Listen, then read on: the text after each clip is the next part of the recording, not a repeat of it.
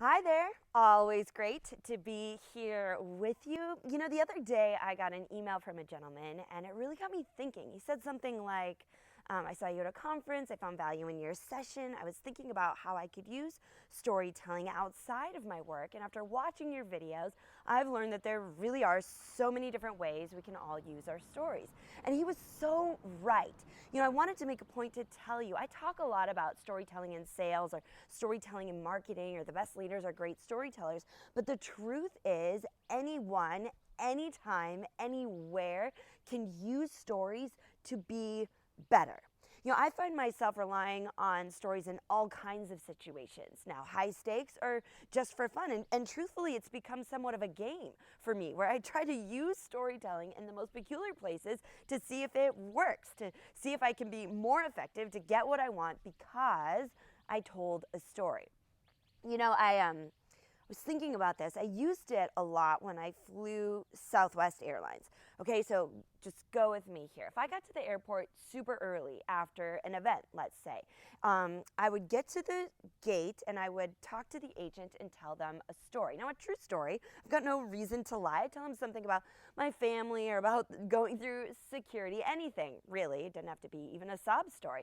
And then after telling the story, I'd politely ask if I could move to the earlier flight. And every time, without fail, they would lean in and say, no one else will ever do this for you, but I just bumped you to the earlier flight without a fee.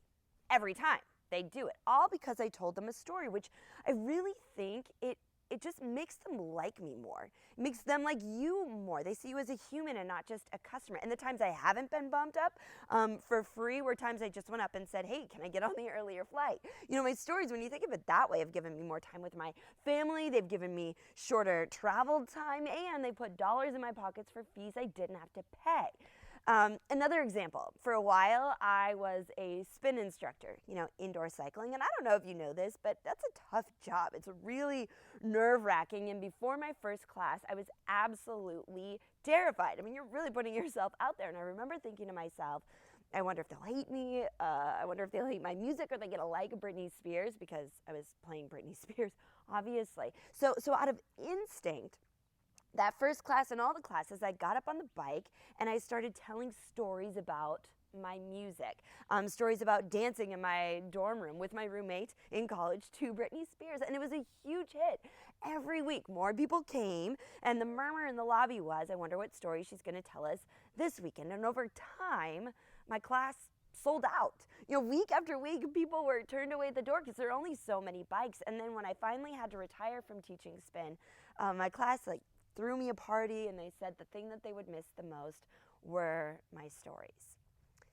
Now, even as I sit here, you know, the truth is I don't have the luxury of knowing what you do or exactly how you can use stories in your life, but I do know there is a way, and I do hope you figure it out. You know, hope after all this time that we've spent together that you play this storytelling game. Tell true stories to see if you can win the prize, to see if you're more effective because you use a story.